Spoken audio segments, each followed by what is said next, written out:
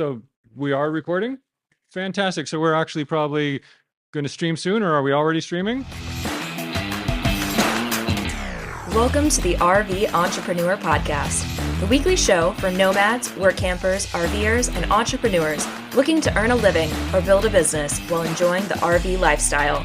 Let's settle in and enjoy the RV Entrepreneur Podcast, brought to you by RV Life. And now for something completely different.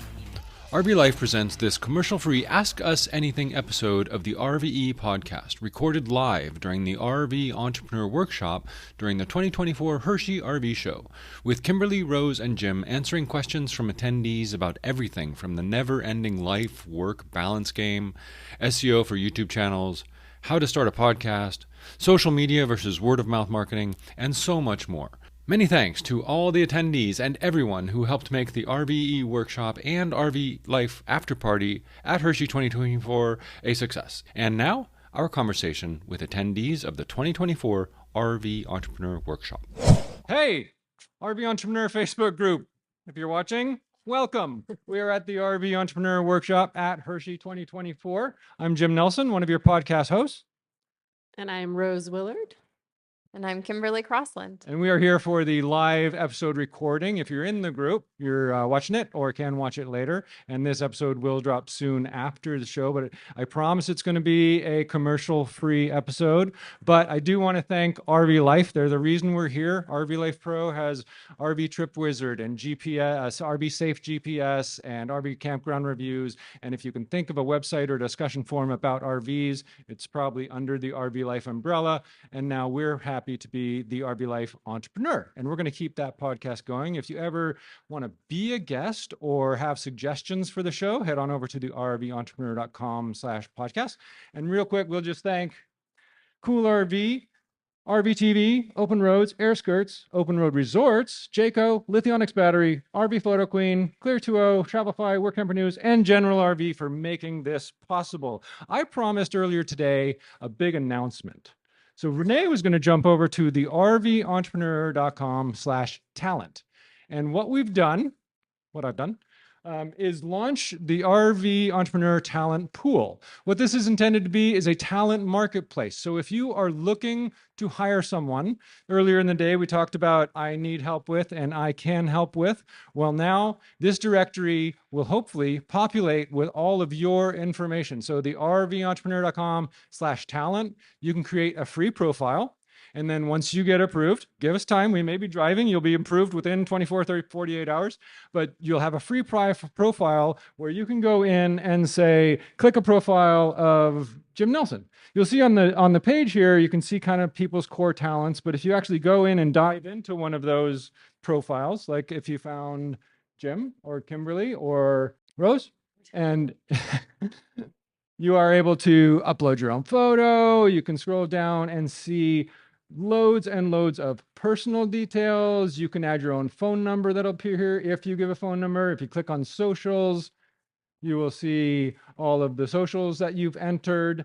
If you include an actual video URL, it will display here. And under talents, you can check off, I think I've added 100 or so talents, and we'll ask for feedback for adding more. But you can add a little bio expertise and then check boxes for all sorts of skills that someone might be looking for. And then there's the needs section, where if you're looking for help, you can actually post what you need. And then at the top of the talent pool, you can search by all that criteria. And what we're trying to do is connect fellow nomads with other nomads who have the talents. So rventrepreneur.com/talent. You guys here are the first ones to ever see it. Create a profile, upload your talent, list your talents. And if you're looking for talent, why not hire other nomads? That's why we're here, to connect and collaborate. And aside from that, we could jump back to our main podcast slide there for a background and answer your questions. We were worried that we might not have enough questions, but we have more than enough questions. So the next event starts at 6 p.m. We hope to be done by then. Who wants to kick those off? One thing real quick. So you submitted questions, but we also have a microphone. So if we call upon you, you are more than welcome to speak up and ask your question. And we'd love to have you do that. And if you don't want to do it, we'll read it. But if we call on you and you want to do it, Renee will run a microphone out to you and take it from there. I've talked enough for now, so someone else could kick off the episode. All right, first question is from Jenny Lynn. Do you want to ask your question? Okay, I'm going to hand it to you. Okay. What is the most unique place you've worked on the road? That's a great question. Now, like I said before, my husband and I run our YouTube channel. And so we were in Nevada, Great Basin National Park.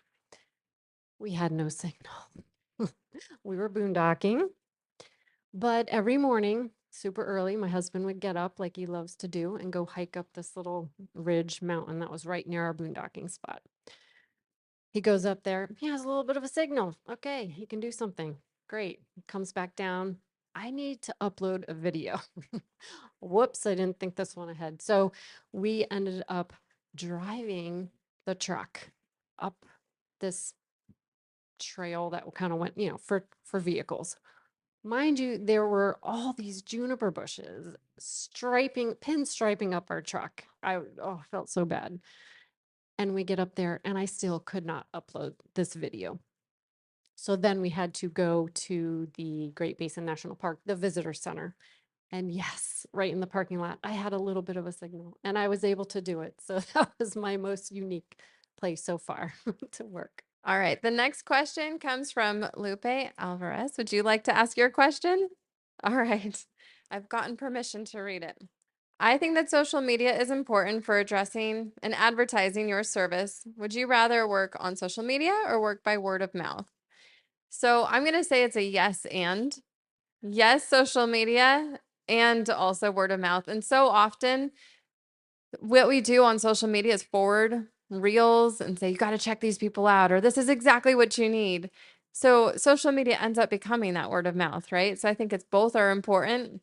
I'm going to tell you the number of reels that I get with chicken jokes will just prove that people forward a lot of reels. And so that's such a great way to show up big, but then also we don't often see what happens behind the scenes because it ends up being word of mouth.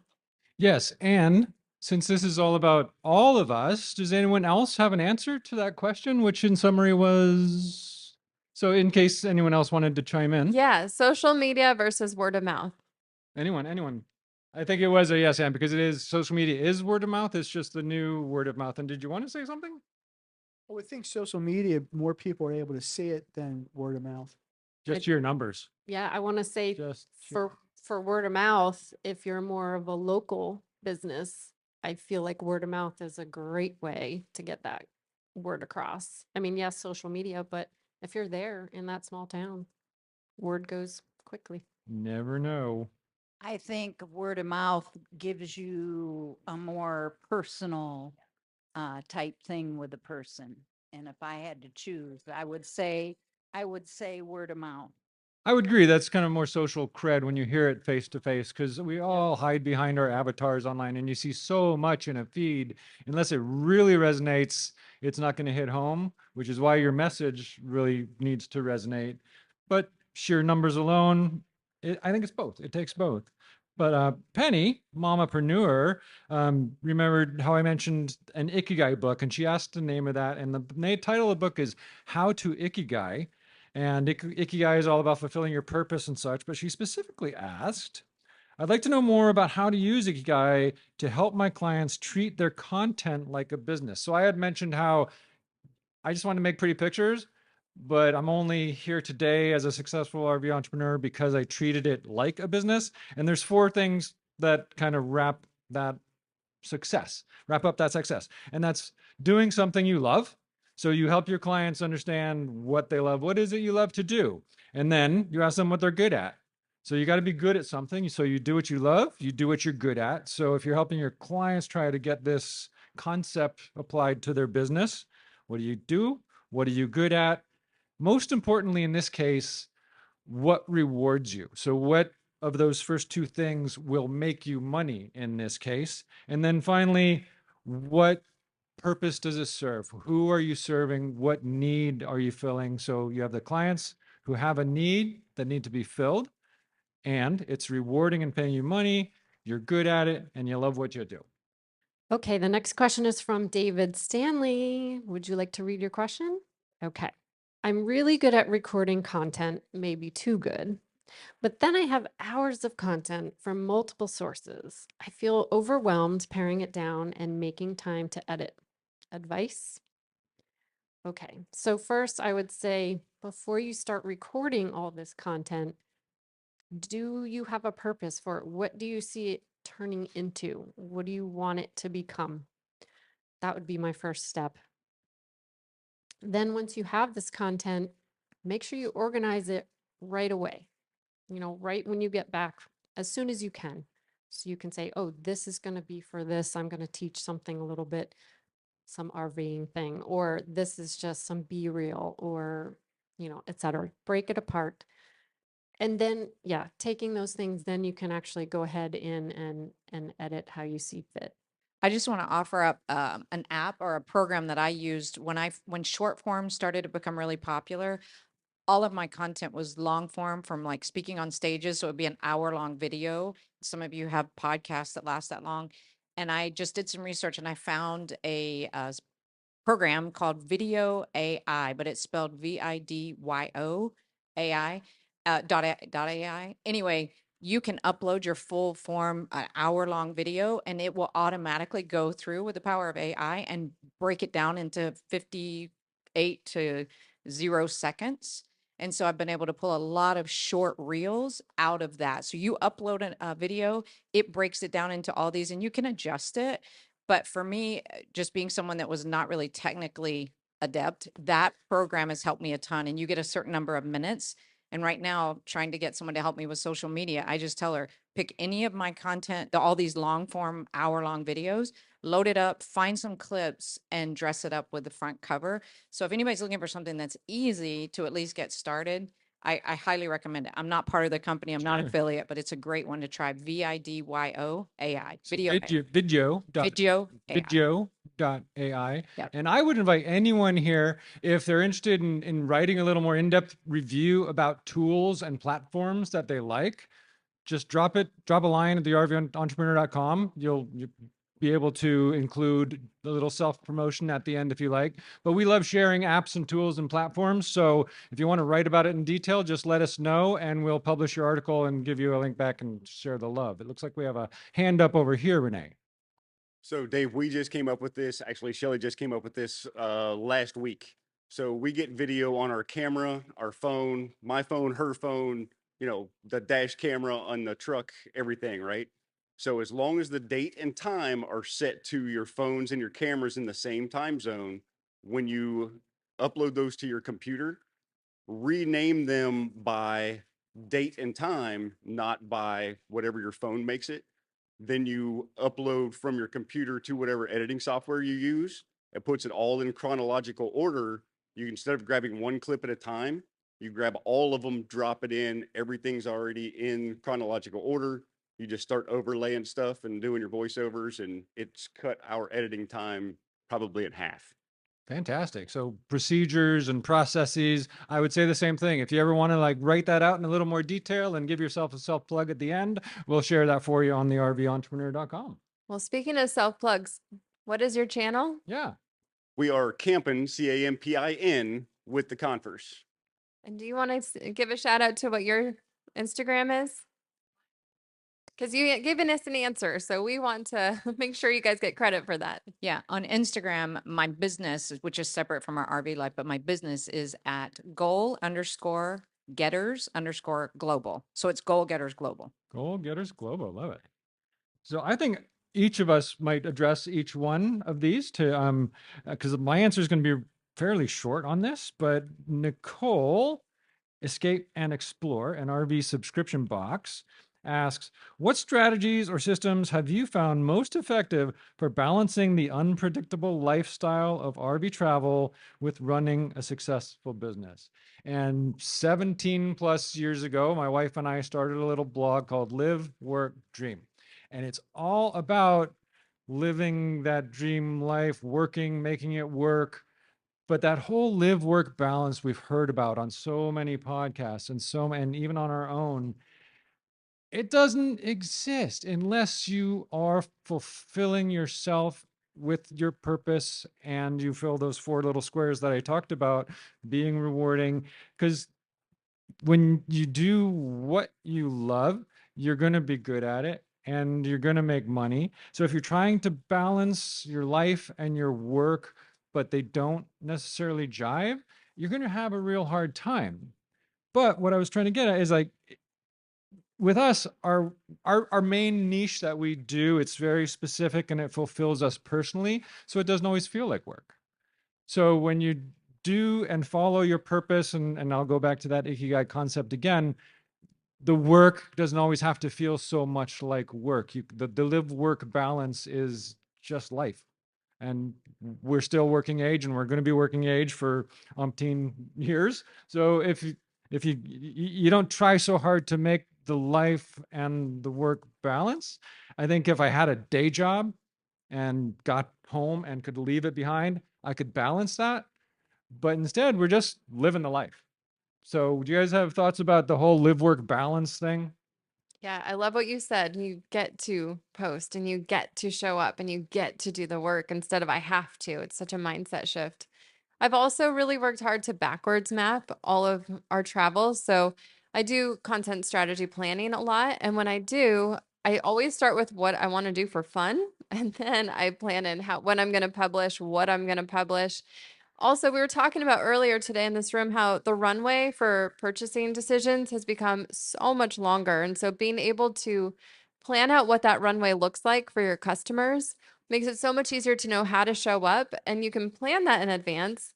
And when you plan it in advance, then you don't have to worry about if you're offline, then you know what you're going to say, when you're going to publish, instead of worrying about, oh goodness, I'm here at the campground. There's not a lot of Wi-Fi, but I know I've got to post something today. You're able to be a little bit more intentional about it. I think intentionality is kind of the word of the day. You had me at backwards map.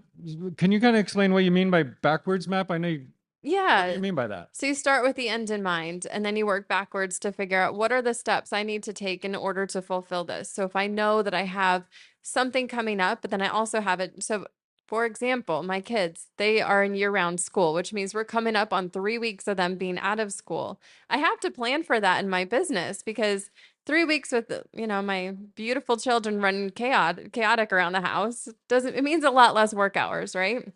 And so when you're able to plan for it, you can then back up and say, all right, I have these 3 weeks that I'm going to be off. What do I need to make sure that I get done in those 3 weeks?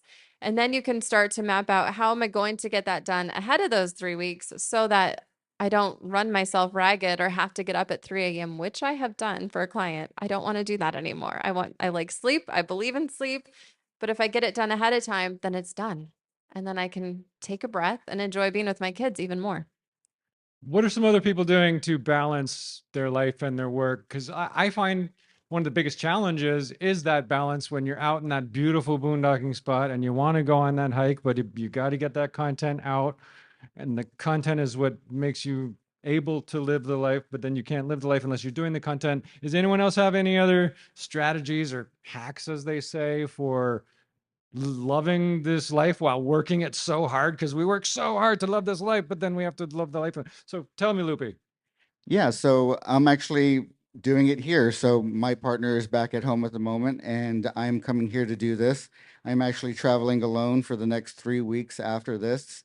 In order to get away and enjoy myself a little bit, I schedule all of my work sometimes a week to 2 weeks in advance so that it can auto update and auto post. And then I get to run away. So the next 3 weeks, I get to go to 3 different concerts over the weekends and work with a different client for each one. But I won't actually be working. I will be attending the festival or bartending or doing something that actually makes me happy as well. Because even though I have my job as social media, I can go to a festival and bartend for the weekend, see a festival, make a little extra money, and still do something I love outside of work, which is still camping, RVing in a way, living in a U-Haul van for the week, and just enjoying myself, and then go back to regular work back in my actual trailer, and then continue that way. And your social handle?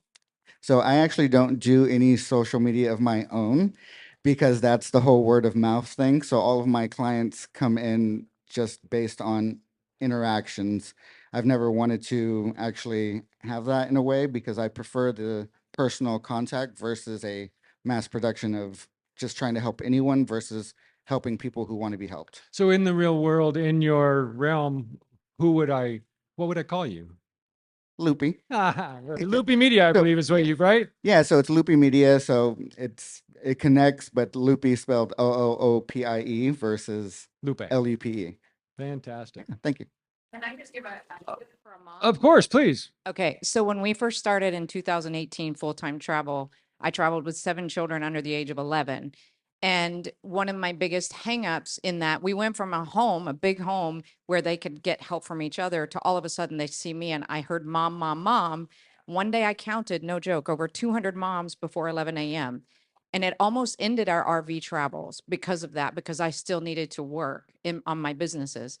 So we came up with an idea to stop the mom, mom, mom. I went out and I bought, so anyone listening who is a mom on the road with children, or even a husband who won't stop saying mom or honey all day, because I get distracted and then I'm off work, right? I went and bought a very large a headset that's noise canceling, that's red, bright red, her favorite color. It looks like yours too. And we started this term in our motorhome that when big red is on mom's head, conversation is dead. So they Brilliant. learned to never come to me with a question or a problem unless our motorhome was on fire, if I had this on my head. And it worked with my husband as well. And some days when I'm serious, it's funny, but it saved us because I was ready to quit. I was ready to go home.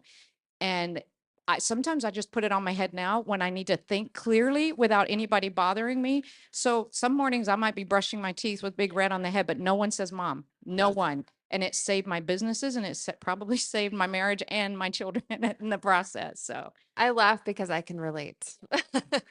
And I laugh and ask, do you have one for dogs? Because we have been child-free by choice for many years, and I think that's just fantastic. And I can't get the scene out of my mind from a Family Guy episode. Mom, mom, mom, mother, mom, mommy, Lois.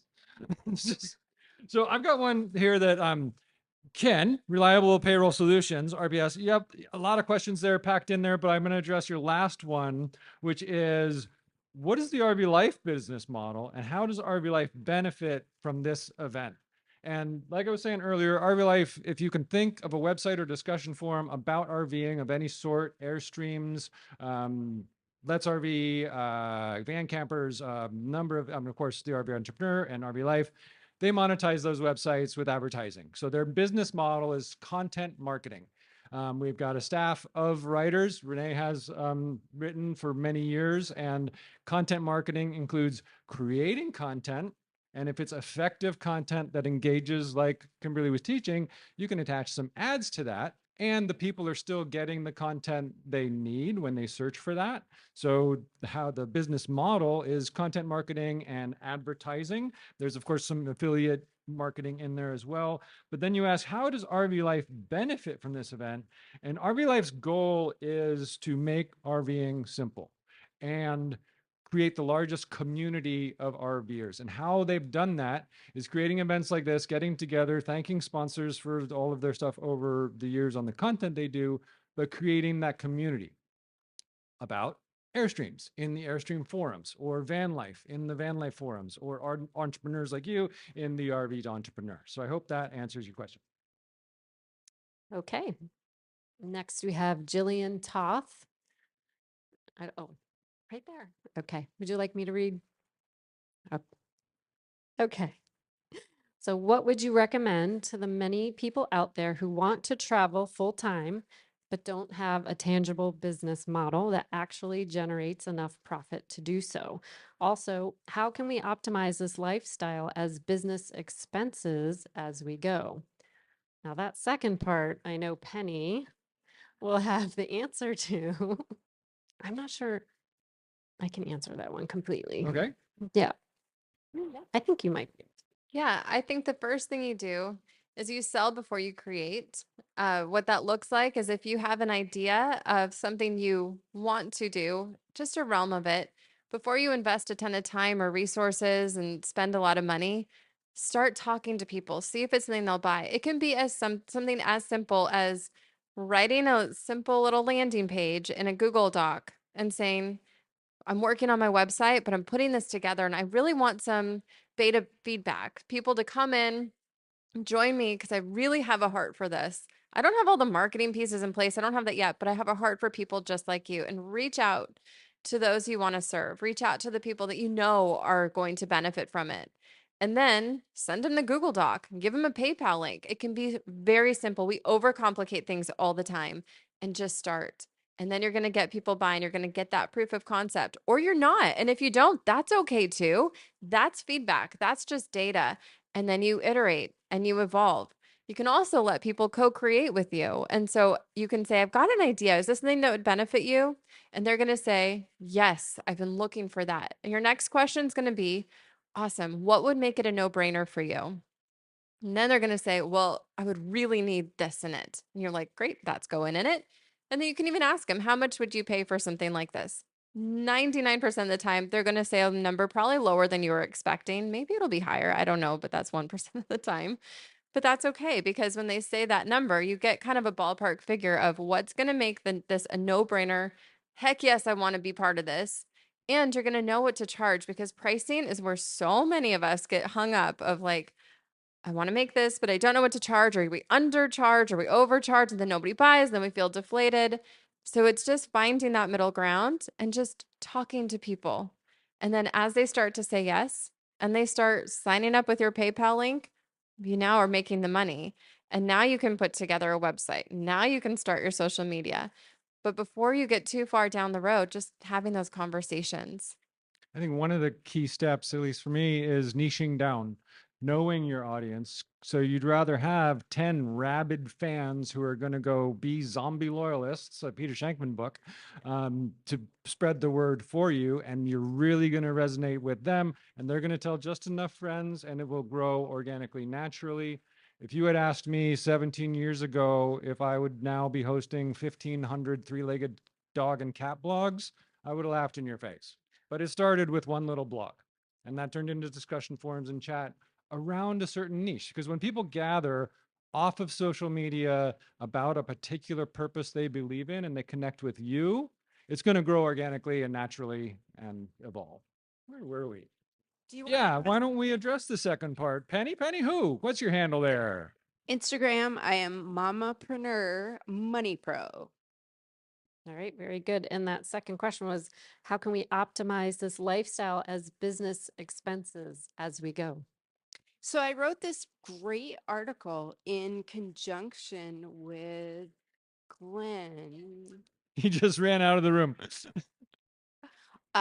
Reset Your Journey has resetyourjourney.com. an excellent art. I wrote a couple of articles with Glenn on things that you can do business wise as an RVer, expenses, and things that you think are going to give you some really good tax benefits end up not giving you a lot of benefits.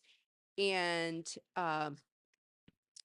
keeping track of everything that you're doing for work every day of the year. And you're keeping track of, I worked on this day, I traveled, I had this expense related to it, and keeping that all year long is going to make a big difference when you go to do your taxes. That's the number one thing in terms of expenses and optimizing things that I recommend people do. You know, my biggest takeaway from that is what we were talking about earlier about treating your content creation like a business and finding the experts that help. You may be the best at doing the production video and want to make the pretty pictures like I used to, but I fortunately have my CFO and my boss over there who does all of that business and stuff, and keeping track of every single receipt and determining where did we work, and if we weren't working, then we're not paying for that gas. So keeping every single receipt, tracking those expenses, and again, treat your creation like a business. There's actually some feedback in here. Wonderful. Renee, let's run a mic over there. Tell us who you are, what your handle is, and how you can contribute. I'm Sharon, and we've been full-time RVing for a year and a half now, and we live off of my husband's pension. And we do have a YouTube channel that's not very successful yet. It Yet. will be, but yet. But I do want to say that there are so many ways that you could work on the road, even just temporary jobs. We are actually doing a sugar beet harvest, so we're going to be working for 3 weeks to make some extra money. There's also gate guarding jobs, which are pretty much no brainers. You just stay there all day and check people in. So there's many ways that you can make money on the road and still travel and get to do everything that you want to do. That's my suggestion. I definitely agree with that. Oh, my YouTube is R Ventures. So we learned earlier, we planned and budgeted for a year off, and then here we are 17 years later. So year 2, year 3, we were starting burning into some savings, and we learned the best way to do this was debt free, and we developed multiple revenue streams. That was the first thing we did. We did the work camping, we saved on rent, then we got work camping jobs that paid some money, and then we started a little website about RVing, and then we started a little website about we had all the irons in the fire. And as soon as one started to glow, we blew on that one. And we had certain ideas that have fallen to the wayside along the way. But that one we focused on, eventually we didn't have to work camp so much. Now we can take whatever camping jobs we want. There's fewer revenue streams now, but now they're more lucrative. So develop multiple revenue streams at first, lots of irons in the fire, blow on the one that's glowing and make it burn. I also have 2 RV Entrepreneur podcast episodes that you would love to listen to. First is from January of this year with Kathy Belge, and she has 10 different kind of out of the box ways that she's earned money from the road. One of them is going thrifting and buying books and then reselling them, which I thought was so cool. It sounds so much fun. But she's got 9 others. So I just, spoiler alert, there was one. And then I think it was July of this year, I talked to Jill DeWitt, and she owns Land Academy, of which I am a member and I can be a strong testimonial. She talks about land investment from the road. And our family has seen success with it. So there's a few other just random ideas that might get you started too. Definitely go check out those episodes. All right. Oh, and I guess I'm up. I think you're up with the All next right. question there. All right. This one comes from Ellen. Ellen and we've already said your handle at Goal Getters Global. Excellent. Go check her out. What are your ideas, suggestions for the first 1 to 3 steps for a company starting a podcast from scratch? What is step 1, step 2, step 3, and so on? And this is after we determine the focus of our podcast. So the very first thing I would do is just hit record. It's going to feel messy. Those will be terrible episodes, and you just commit to doing it terribly, then it can only go up. And it often does. And first off, you might surprise yourself with how good it actually comes out. But if you'd go into it with the mindset of this isn't going to be great, this is not going to be our best episode ever, then you're good. I'd also make the very first episode why you want to start a podcast, because that origin story is very strong. It's one that you will continue to come back to.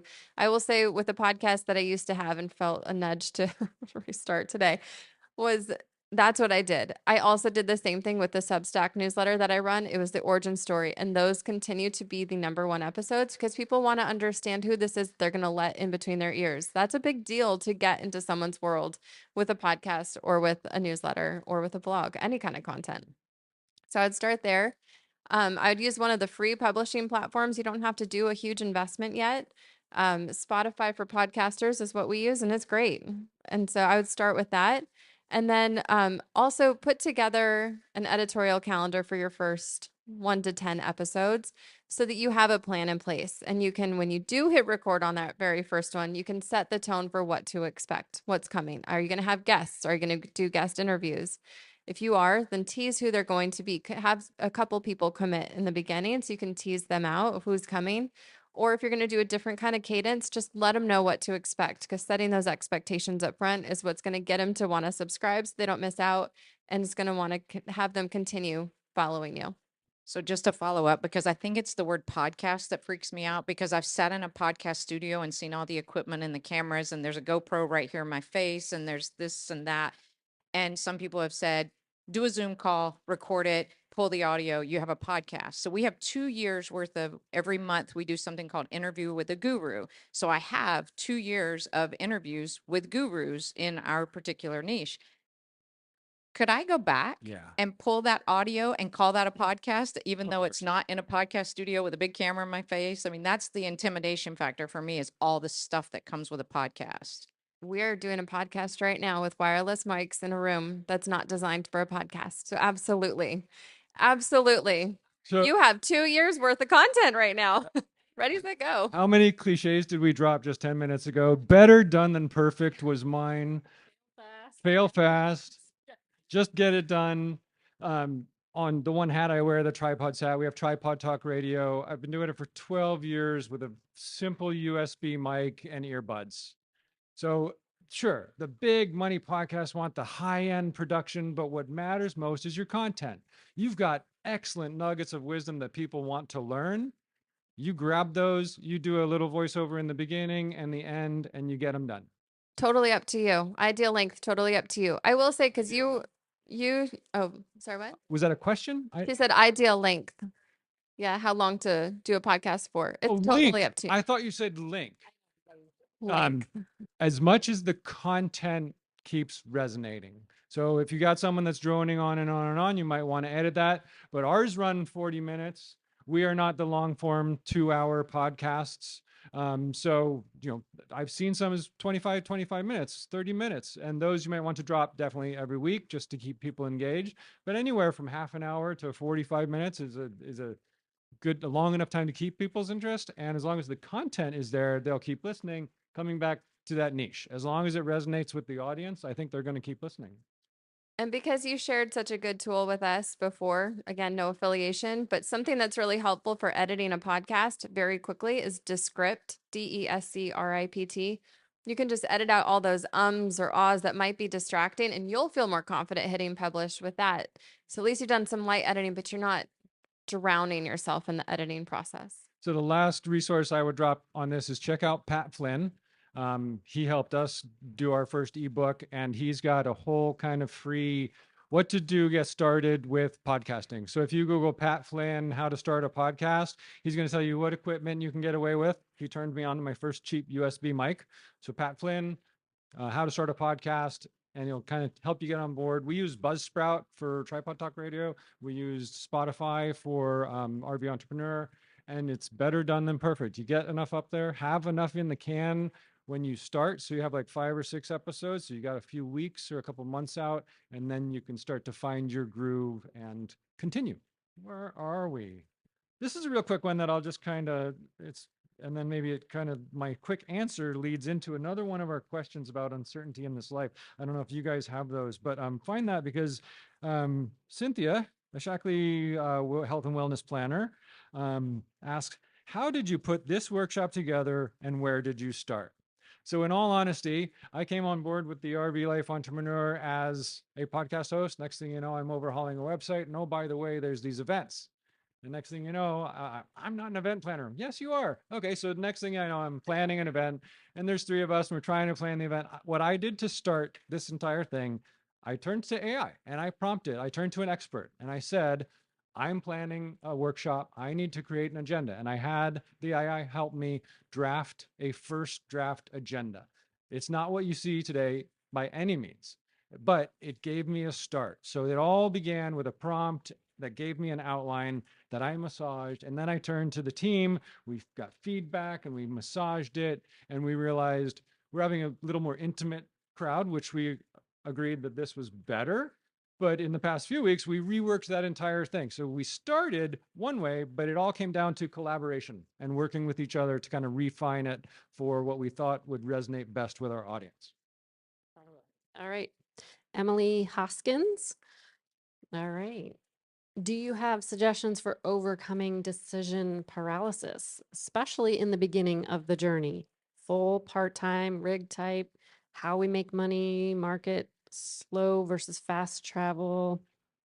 All right. So we have an article, don't we? There is an Yeah. article about that at the rventrepreneur.com/news. Yep. Analysis by paralysis. our guest writer. Yep. And all about analysis paralysis. Right. Right. Just start. Like we said, better done than Better done than perfect. Yep. Okay. And I would also say to trust the experts. So Rose is an expert in going boondocking. So if that's the type of travel that speaks to your heart, then go and talk to people who've done it before. And we're in a room of people who are living the lifestyle, have been on the road for years and will not be stopping, have been on the road for years and have recently stopped.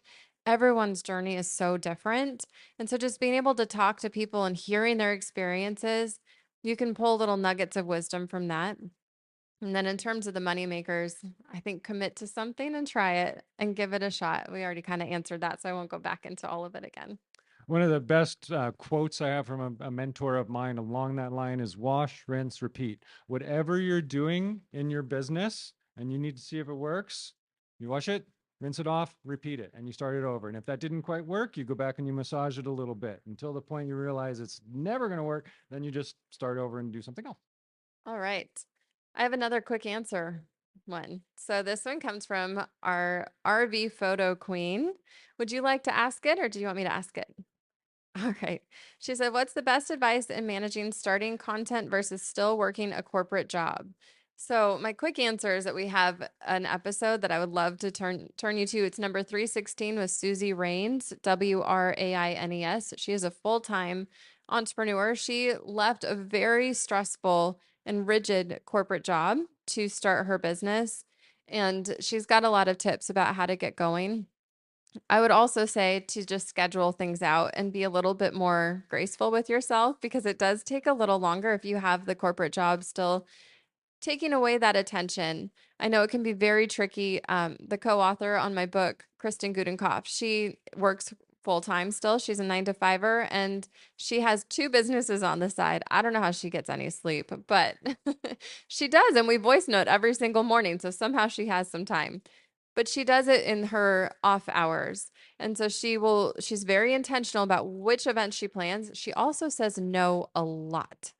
And saying no is so powerful for yourself, for your sanity, for everything, because the more you can say no to, that means you're saying yes to something else and you're saying yes to your business. So sometimes you have to say no to an idea that popped in your head. Oh, I should try this, or I could do this, or I could go here.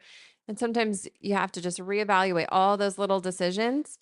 Is this going to benefit me? Is this keeping me on course? Because just like we talked about earlier, if you go 2 degrees off course, you're landing in a totally different destination. So just keeping that course and that laser focus, putting up those blinders, an eye on the prize. There's my motivational quote to end with. And I was talking about freelance work as a business model earlier, and I've always had the hardest time saying no because I was always focused on making the money. And oh, I can do that and I can squeeze it in, and I'd be working far too many hours and far too hard just to make that extra money because I know I can do it. Doesn't mean I have to do it. So once I kind of pulled the reins back and focused back on my purpose and helping certain people and started saying no, I started to feel a lot more fulfilled in what I do. So we have an anonymous question. Outside of the internet, what have you heard from the community as an RV entrepreneurs, the biggest daily roadblock? And I'm going to turn this to the audience and find out let's find out what our input here is on the biggest roadblocks.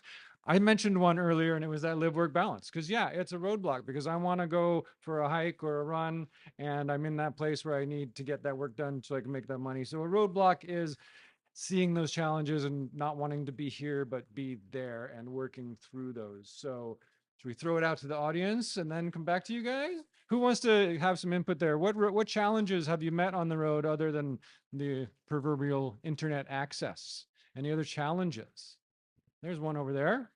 Joe from Our Ventures. I've learned so much about my hobbies and the time that I need to have for each hobby. As full-time RVers, we always want to be going and doing, and we've found our biggest challenge is putting that time aside to grow our channel. And I feel like that's why we're not where we want to be right now, honestly. So I feel like we need to take that step and prioritize our channel. But yeah, it's very hard to find time to do everything. It is. You can't do it all. Yep. Like you said, you have to priorities and choose your battles when it comes to things, the adversities that we face, the challenges. Anyone else have some challenges or roadblocks that they'd want to share that they've encountered? Aside from stuck black tank valves, because the conversation always turns to poop, right? Instead of poop, I'll talk about maintenance and fixing things when they break. So just knowing that the community has your back has been such a lesson for us. We never owned a home, so we never had to do any maintenance. We were like serial apartment movers. We moved every 1 year, lived in so many different places. And so moving into RV life was very simple for us until everything broke. And it will break, and then it'll break again.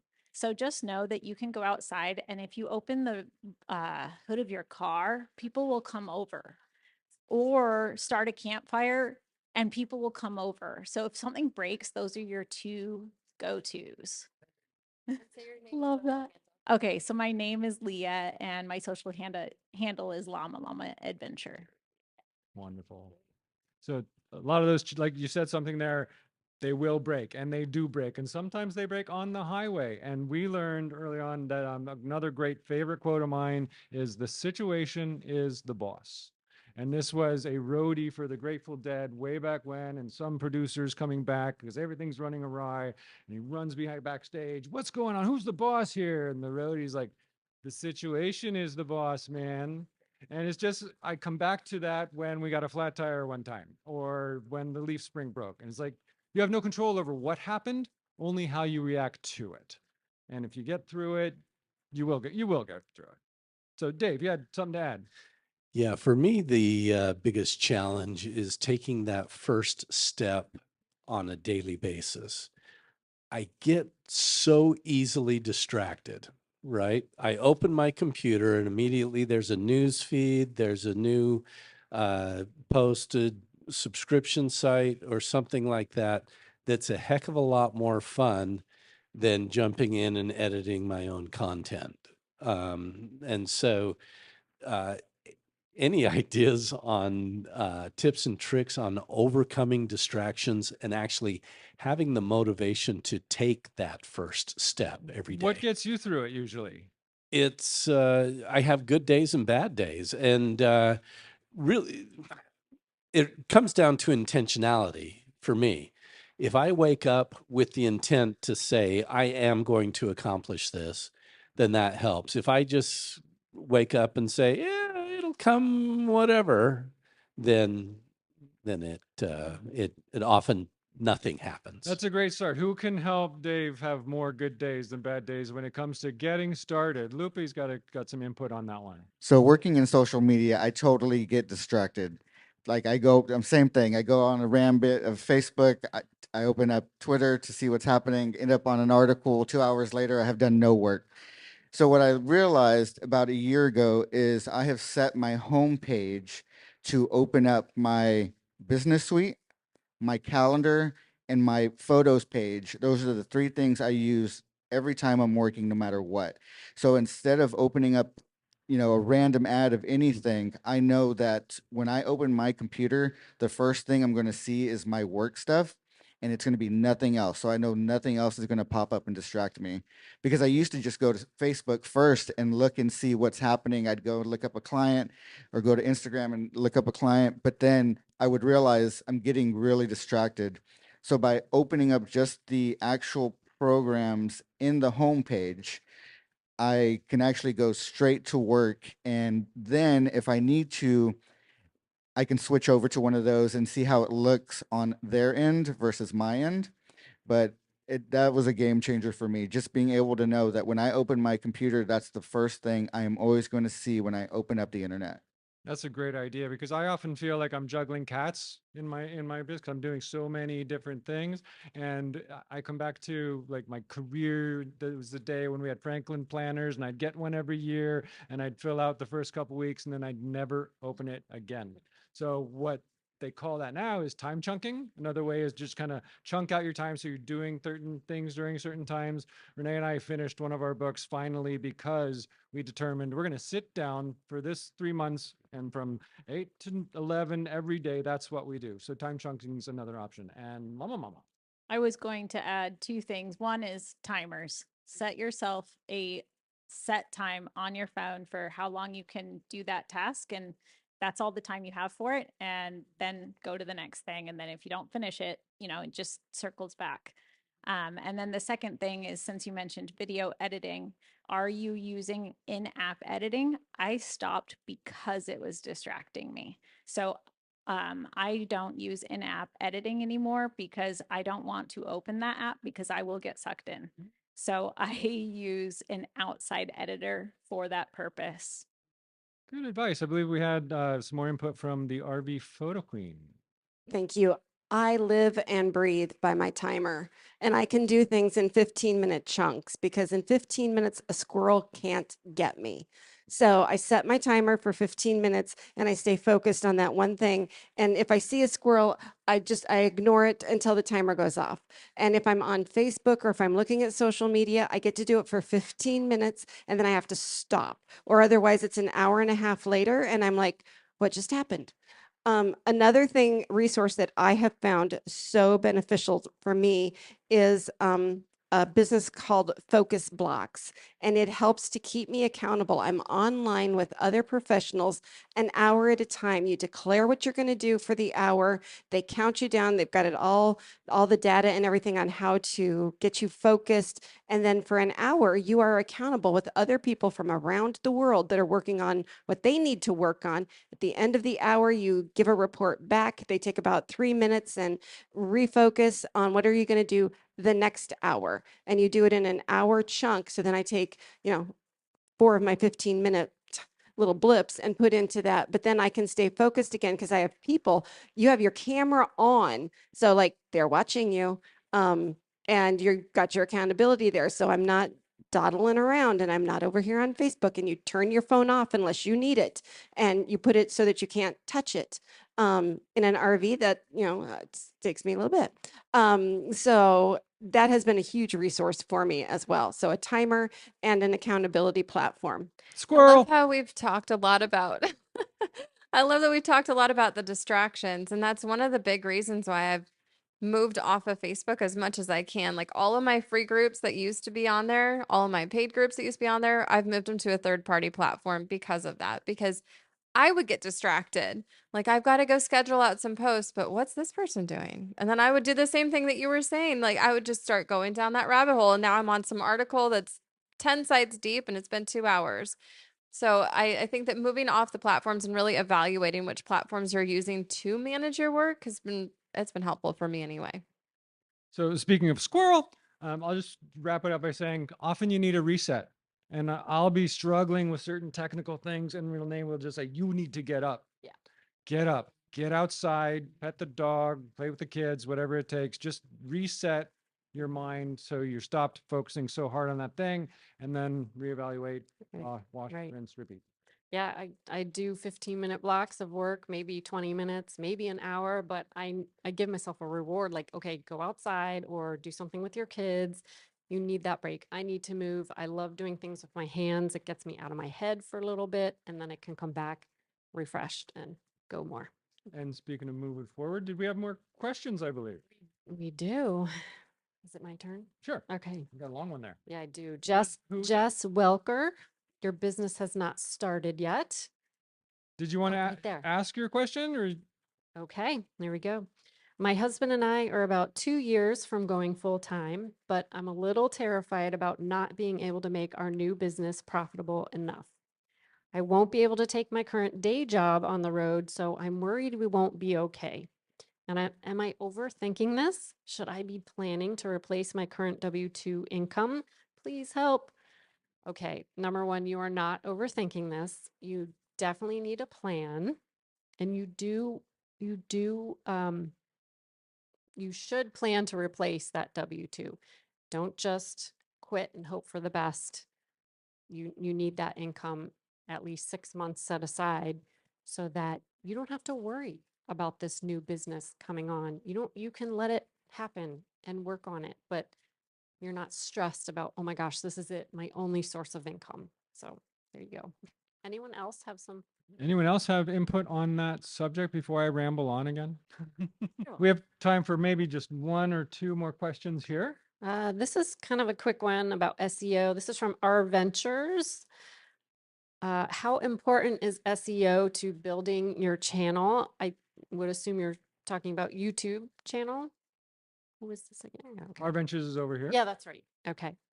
And looking for tips to build view time. SEO is important in the way that you really should research about, what people are looking for in your topic area, RV living or RV travels.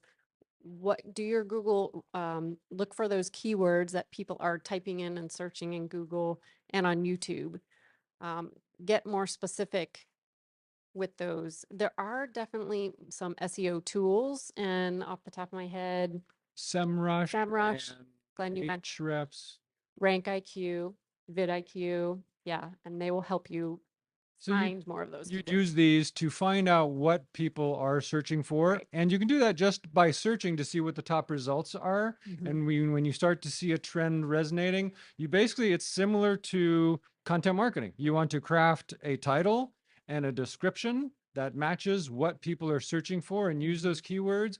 And apparently when you just tag on the platform, that really doesn't matter as much anymore. Right. Right. And then I think we had one more there that we could wrap it up with. All right, that sounds good. All right, this is another anonymous question. How would you coach someone who wants to start a business in order to travel full time? What is step 0?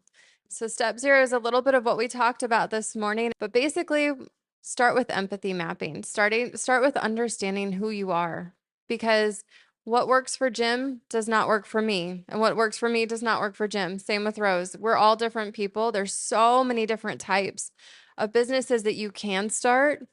And just like we said earlier, just because you can doesn't mean you should. And there's nothing wrong with all the differences. In fact, that's the beauty of it. You get to do it your way, but you have to understand what your way is, and you have to understand what your way looks like. So getting to know yourself, I have that exercise for you of really digging into what are you thinking about? How are you feeling about those thoughts? And then what are you saying about them, and what are you doing about them? Come back to that, and you can really understand, okay, who do I really want to work with? Who do I want to reach?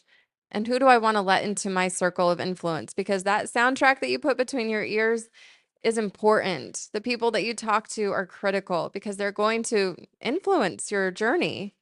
And then really look at the platforms that you're using. We were just talking about what gets distracting. I know for me that Facebook is enormously distracting. I love it. I still use it. I don't know if I love it, actually. I like it and I still use it, but it is distracting. So finding those moments where you fall off the productivity wagon, and then how can you stay on it?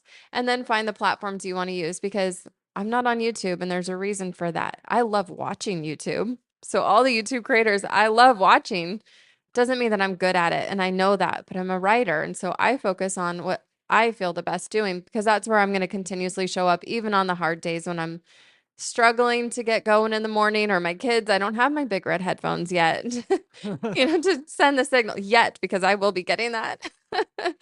So, just understanding who you are as an entrepreneur, start there, and then your business model will start to unfold. And then the final thing I would say is, as you start there, put some people in your community, put some people who have done this before. We're a room of RV entrepreneurs. We've got a Facebook group of RV entrepreneurs. Surround yourself with people who are living the life that you want, and decide who you're going to listen to. And I'd back up just one step further to step -1, which is ask yourself why you're doing what you want to do. Because I come back to the purpose behind, and I tell a lot of people, I manage a work camping group on Facebook, close to 200,000 members now. But if you're going to chase the money and go after the money, you're going to burn out quickly, or it's just not going to work for you. So ask yourself, why? Why am I doing what I want to do? Who are the people I want to serve? What's their pain point? And I can connect with them, and then start jumping through those hoops, and you will succeed. So do we have any other last minute questions from the audience? In that case, I want to thank RV Life for making this possible, and all the sponsors that you can find in the show notes. Thank you for joining us today at the RV Entrepreneur Workshop live broadcast, and to the community on Facebook. Engage with us, ask us. We'll talk to you and see you there. Many thanks to Kimberly and Rose for their help in pulling off this incredible event. If you attended, we'd love your feedback. If not, we want to hear from you anyway. How would you like to see future live events take shape?